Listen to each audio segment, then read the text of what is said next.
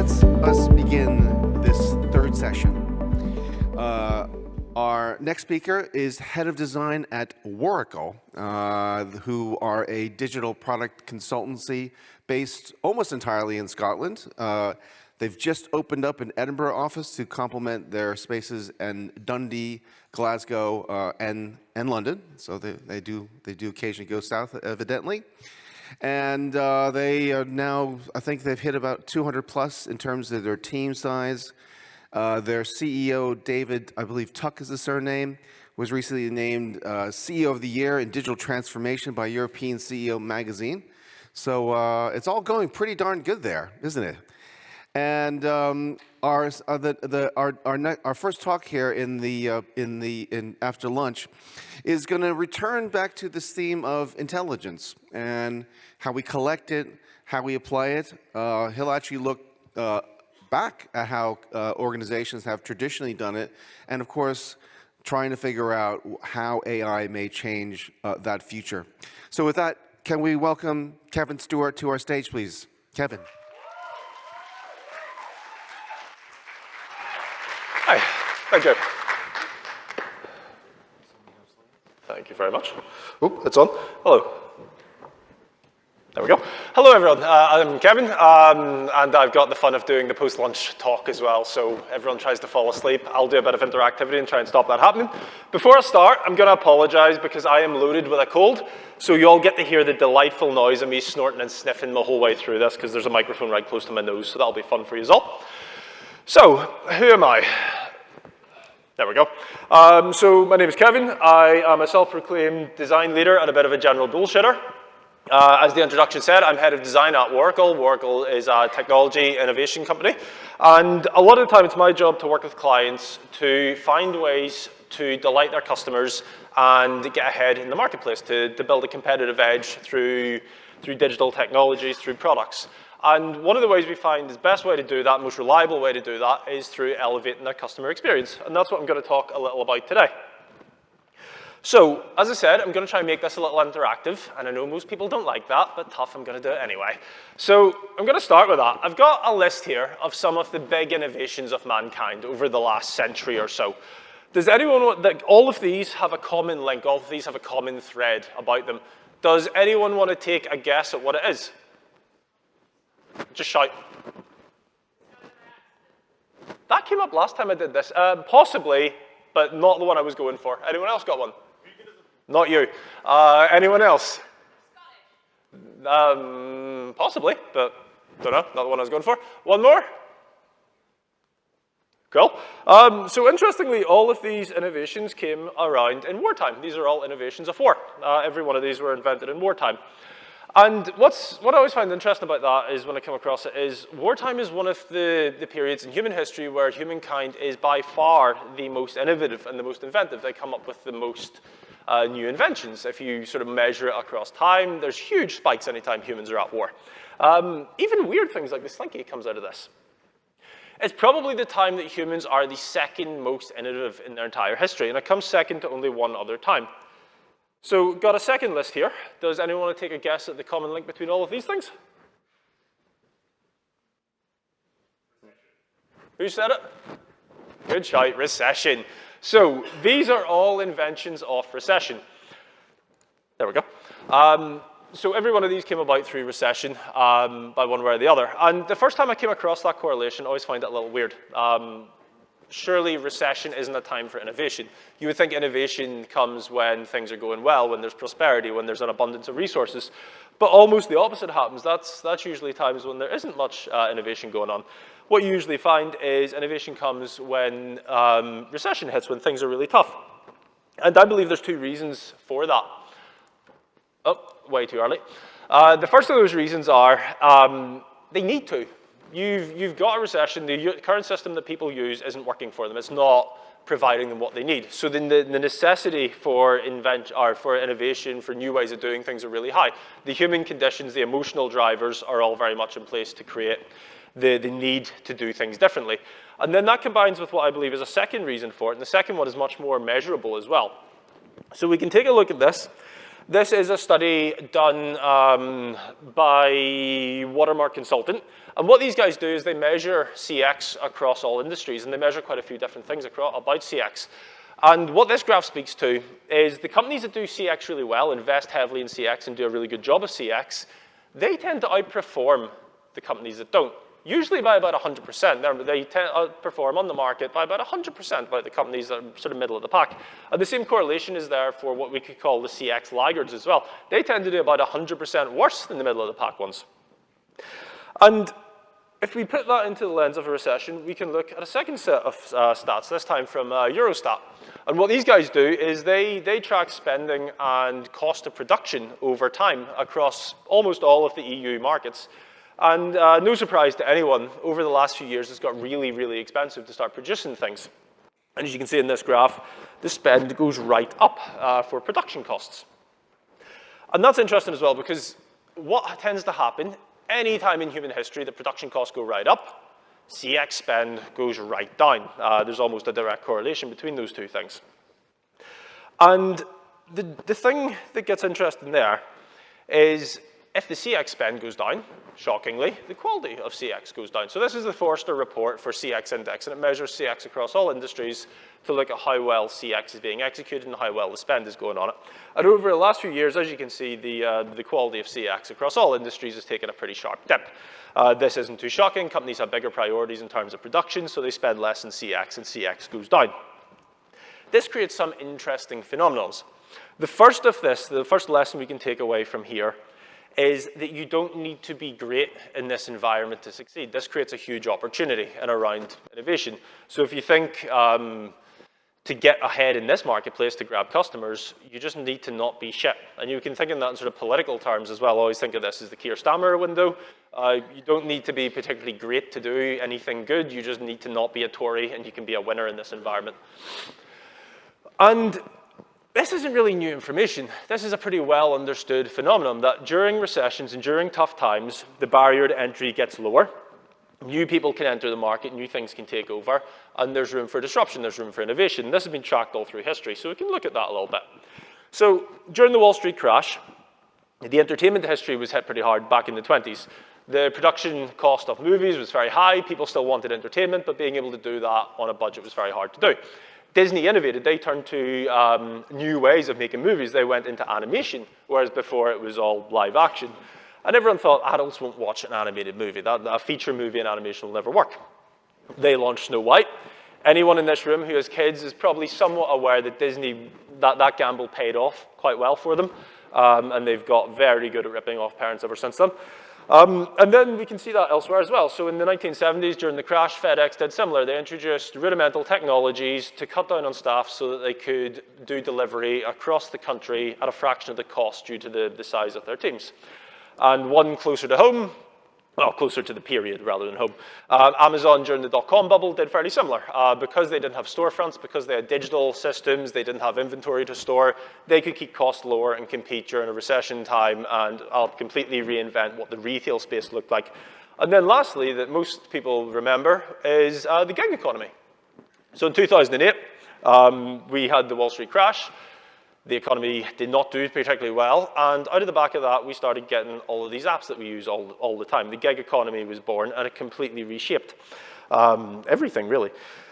So this phenomenon, when recession happened, innovation has an opportunity to thrive, and disruption happens, has always been there. Now, the thing I want to dive into a little bit deeper here is, the first three of these examples, these all disrupted a single industry at a time, and you can replace them with just about any example. There's hundreds of these. I want to dive a bit deeper into the fourth one, because the fourth one's really interesting. These three all disrupted an industry. The gig economy, it disrupted the entire economy. The entire way our economy works was never the same again because of the disruption and the innovation that came from the gig economy. So let's have a quick little look at that. I'm sure everyone's used them at some point. Apologies, I need the drink. Cold is getting the better of me. I'm sure everyone has used them at some point. The gig economy usually have a lot of digital products. So we have Uber, which hit the transport market, Airbnb, which hit the hospitality space, TaskRabbit for trades and utilities, and Fiverr for kind of what we did. And this was interesting. This did a lot of really interesting things to the economy. This changed how we do business. completely. So one of the first things that I believe this did was it made businesses understand that digital products weren't a gimmick, they weren't something you could have, they were an actual business model out with themselves. A digital product could be a business. It was vital to delivering businesses. These guys were using digital products to disrupt the whole business. And those companies, those corporations started paying attention to that. Unfortunately, that did lead to the coining of the term digital transformation, which personally is one of my most hated phrases in the English language. I can touch on that another time. It then did something really weird about the economy. So one of the things that started to happen here was how people invested and how investors started funding companies completely changed. You could start an app, you could make no money from the app, and someone else would give you more money to keep making that app and make more money, or to keep making the app and not make more money. And then if you did that for long enough, a big company would come in and buy that company for loads of money without it ever making more money. Historically, that was known as a Ponzi scheme and was illegal. But it's kind of how the economy started working, which is kind of weird. And what I want to do next is jump into why did that happen? Why, when the last few all were able to disrupt an industry, why did the gig economy and the innovation we've seen in 2008 disrupt an entire industry, or disrupt the entire economy rather than just an industry? I think there's 3 reasons for it. So the first one we've kind of touched on. There was a recession. There was a human need to do things differently. The current systems weren't working for people. They're out of jobs. They're out of money. They couldn't afford things. They needed a different system, so they started looking around for those things. Then 2 other things happened that I think contributed to this. And these were the modernization of certain technologies. The first one was Web 2.0. Anyone who's my age or older will remember dial-up internet, very frustrating thing. Well, by 2008, that was largely gone. We had pretty stable Wi-Fi. We had pretty stable, somewhat decent mobile connectivity as well. Our internet was no longer just something you could pull information from. You could also push information to it as well. And that matured around the exact same time of mobile technology, the early iPhones coming into play, where you could do things on the go, you could connect to the internet on the go, and you could use digital products to push things and pull things from the internet. And that got interesting because what this allowed us to do is we needed things to work differently, and this allowed it for digital products for people to do peer-to-peer things. It allowed to completely transform the economy through digital products. And the thing that I think is really interesting to pull out of this here is I think we're in almost an uncannily similar position today. So today we have almost the exact same thing happening. We have more or less a recession, particularly for our industry. Things have not been going particularly well for us for the last several years. There's redundancies everywhere. Market sizes are shrinking. Budgets are shrinking. We're not in a particularly good time, cost of living crisis and all that. But at the same time, we have modernization, or the maturing of a couple of modern technologies. The first one is near zero latency connectivity. We are now able to connect to anywhere in the world for almost near zero latency. You can take a video call to the other side of the earth. This photo is fascinating. This is a photo of a Chinese surgeon doing surgery remotely from 8,000 kilometers away. What this allows us to do is that near zero connectivity, we can process an unimaginable amount of data in near zero time from anywhere in the world. And this combines with a second technology. You may have heard of this one, artificial intelligence. Quite a few people won't shut up about it recently. So artificial intelligence has been coming out, and it's been doing quite a lot of things. Now, anyone who was thinking that they've been catfished into an AI talk, that's exactly what's happened. It's going to be AI from here in. I'm not going to apologize for it, but hopefully we'll give a bit of a news perspective to it. So the combination of these 3 things, I think, puts us on a similar footing to 2008, where we can completely disrupt the economy. What I want to do before we go deep into that is to give you a bit of, I forgot that slide was coming, bear with me, is to give you a bit of a view of my understanding of artificial intelligence.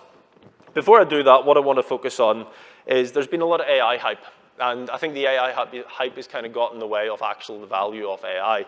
And I think one of the things that's always important to think of there is people are trying to sell AI because they want to keep their jobs. But I think to look at a Steve Jobs quote is, you can't start with the technology and work your way backwards. You have to start with the customer need and find an application for the technology. I think the AI hype has been far too responsible for trying to take a technology and find somewhere to ram it in. But let's look at what I think artificial intelligence is. So AI is very similar, or at least modern AI, and I'll get into that a little bit, is very similar to humans. They're prediction machines. They try and predict the next thing in a sequence. With humans, the more experience they have, the more data they have, they tend to be a bit better at predicting the next thing that's going to happen.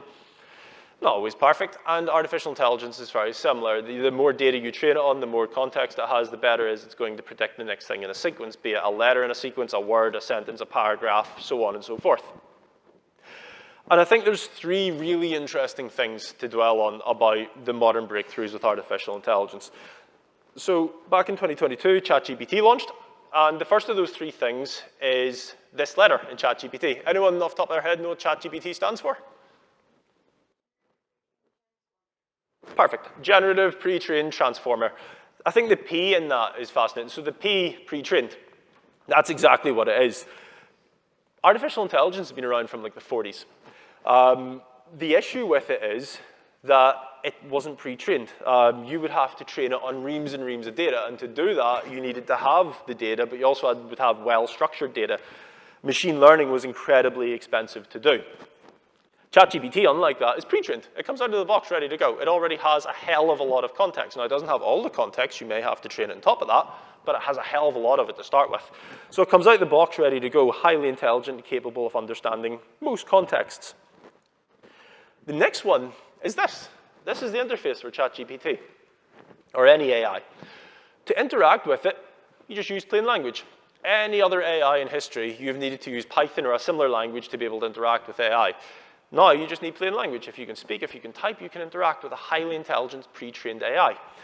And this is interesting, one, because it means anyone can interact with it, but it works in plain language. It speaks in plain language, and that's vital because that didn't come up in the right order. I'll go from the top down. All businesses are language businesses. You won't find a business in the world that doesn't function through language. By the same note, all regulations are language regulations. You won't find any regulation that isn't captured and expressed through language. And lastly, all customer interactions are language interactions. Every single interaction you have with a customer is through language, whether it's spoken, written, body language, it's all language. So you have a pre-trained, highly advanced AI that anyone can interact with, but it can be embedded at any point within your business. And then the last of them is this. This is the time it took for AI to get to 100 million monthly users, 2 months, versus all of these other massive platforms. And the fascinating thing about this isn't speculative technology. This isn't new technology that's coming soon. This technology is already at mass adoption. It is being used by everyone, almost. And when you combine those three things together, you can summarize. So you have a pre-trained AI that can be pointed at anything and do very well at understanding it. Anyone can interact with it, and it can be embedded at any point in your business, and it's already at mass market adoption.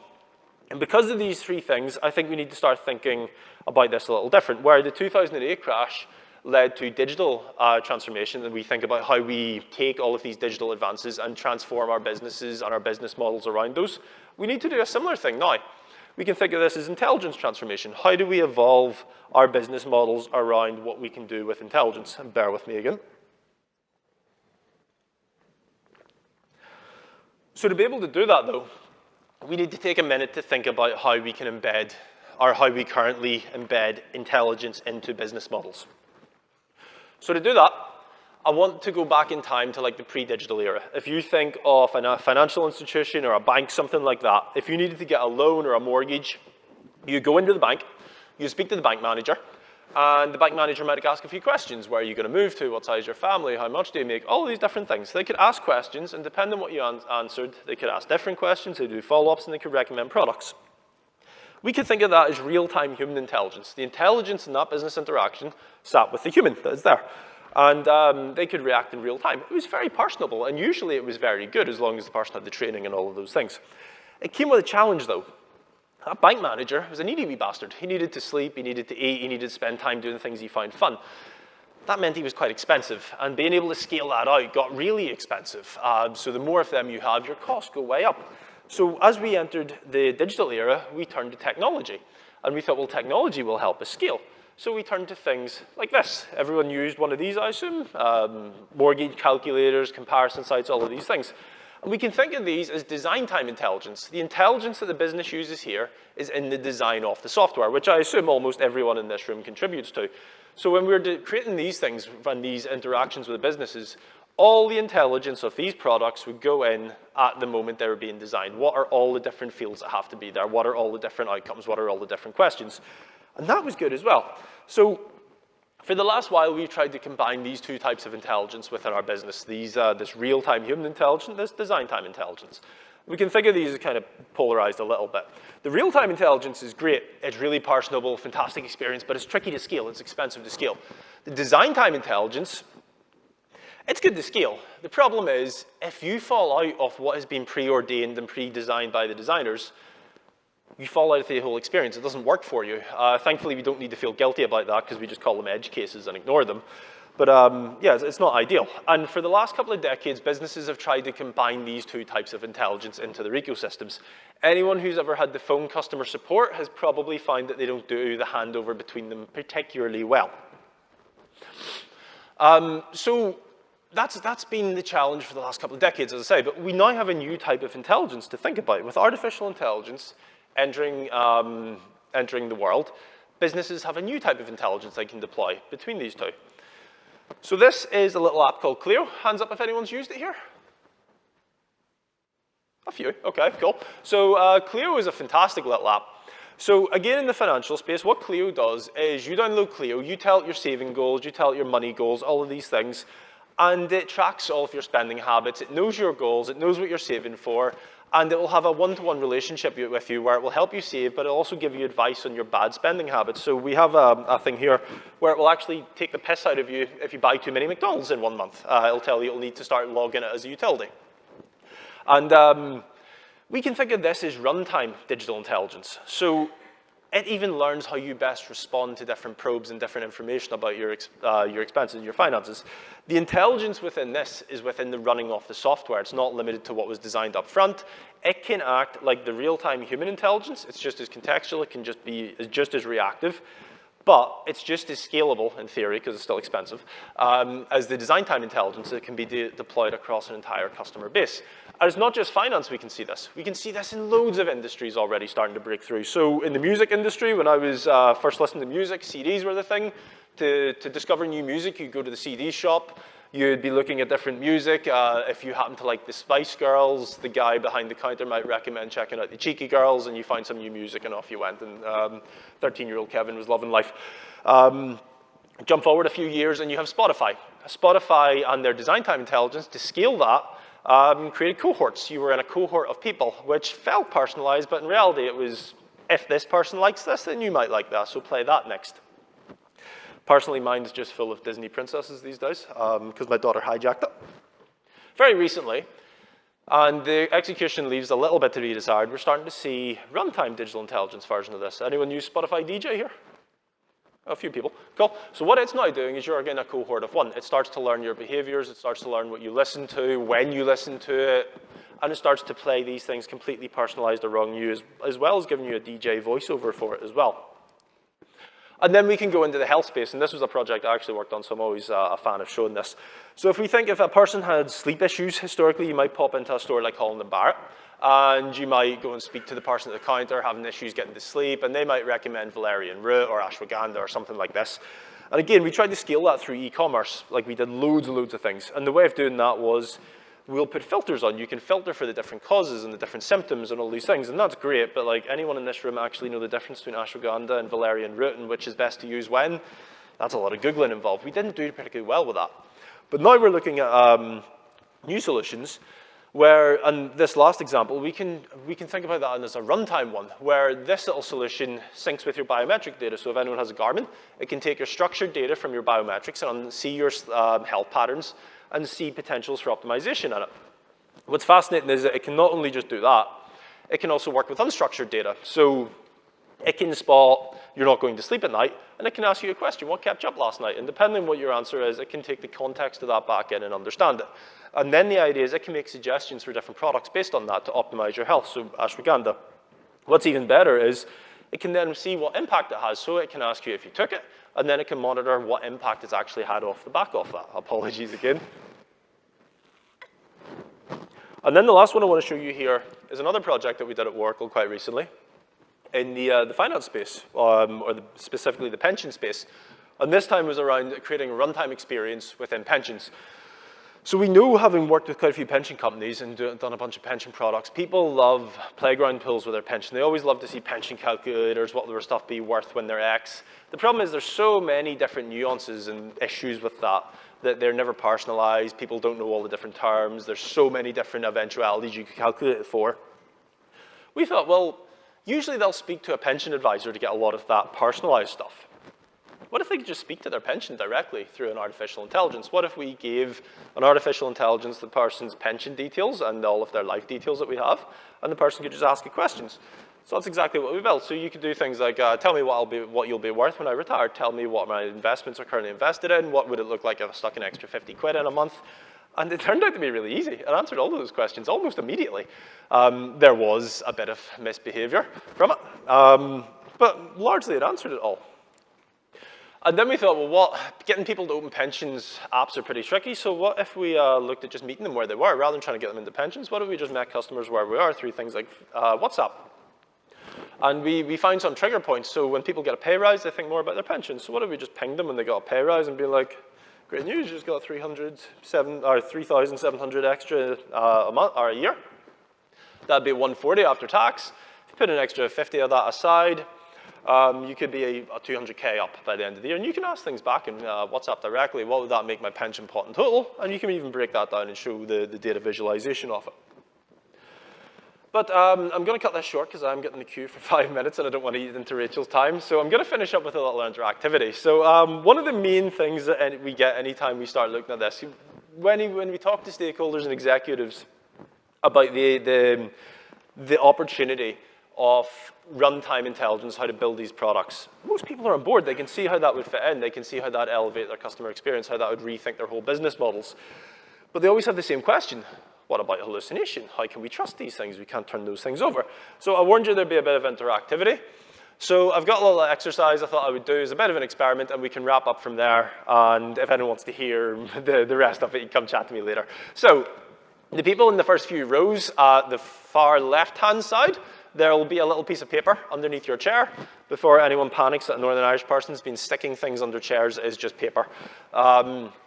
But yeah, if the people on those chairs could reach under and find it, it'll be the furthest left chair, by the way, just the furthest left.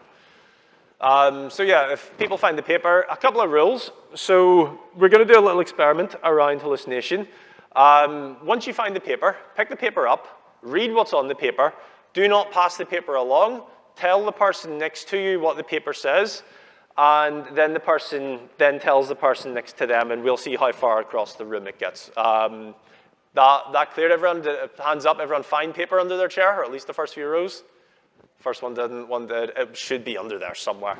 But yeah, so basically read it, tell it to the person next to you, do not pass the paper, and we'll put 2 minutes on the clock. We'll see how far along the room it gets, and then we'll see what gets across the room. So go. I will start a timer for 2 minutes once I find the clock.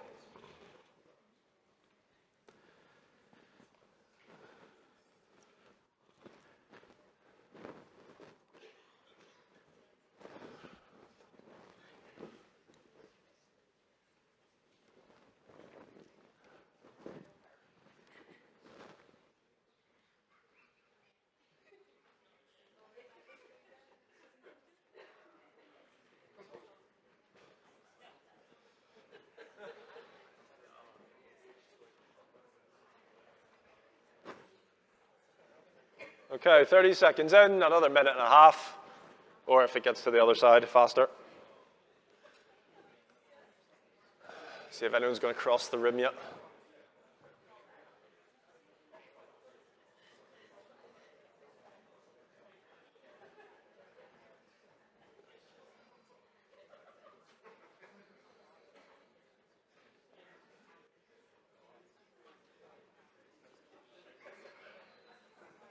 All right, 1 minute gone.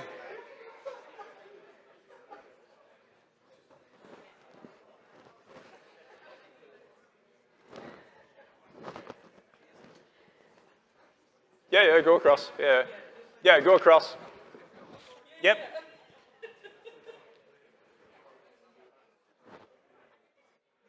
Okay, I got 30 seconds left, so see if you can get it to the other side of the room.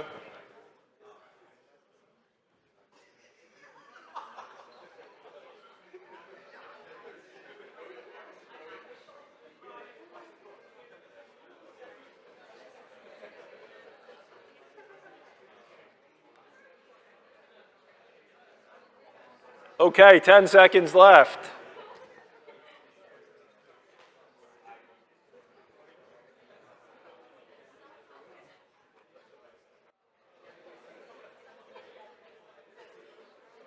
Okay, time up. So, whoever the last person to get the story is, if they can stand up, please. Yeah, so one person's standing, that's not a good sign. So. Oh, interesting. Okay, you it is. Okay, last person in these rows to get the story, up he's got. 2 people, 3 people, cool. All right, so what I can get you to do is, can you tell me the story you got told?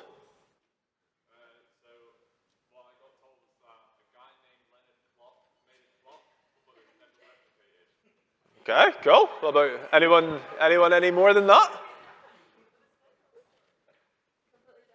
Yeah?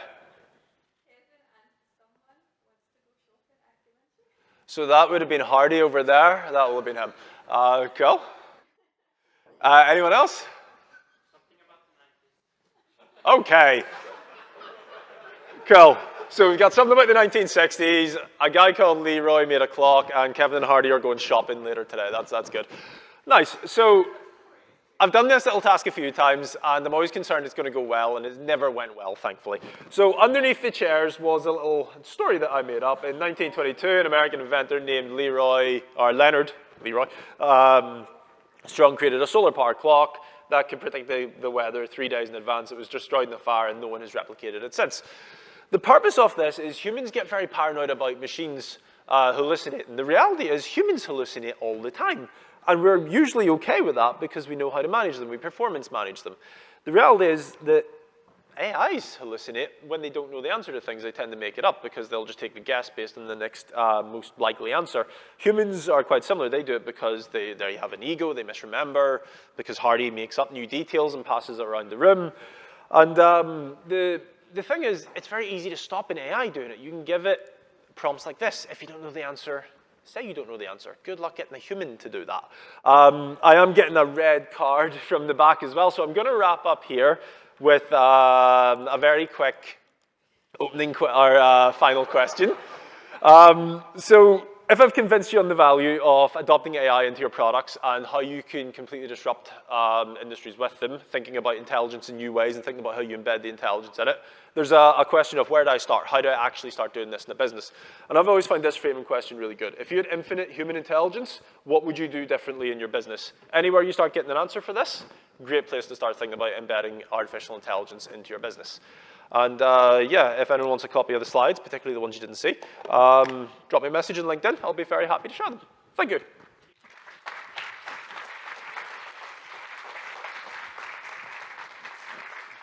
Thank Questions, you, or have I add up all the time? You have eaten up all your time, so I have a quick one, which is, we had a question from the audience about, they really love this area and fascinating. Any recommendations for books or other reading they could do to delve deeper? For books, Power and Prediction is a pretty good one. It's an economist's view on artificial intelligence and how it will impact the business models. It's actually what the last few slides are about, as it happens. Yeah, definitely worth checking out. Other than that, the usual sort of innovation ones, lean startup, things like that, the same principles abstracted to the AI space. Fabulous. Thank you so much. Thank you. Cheers.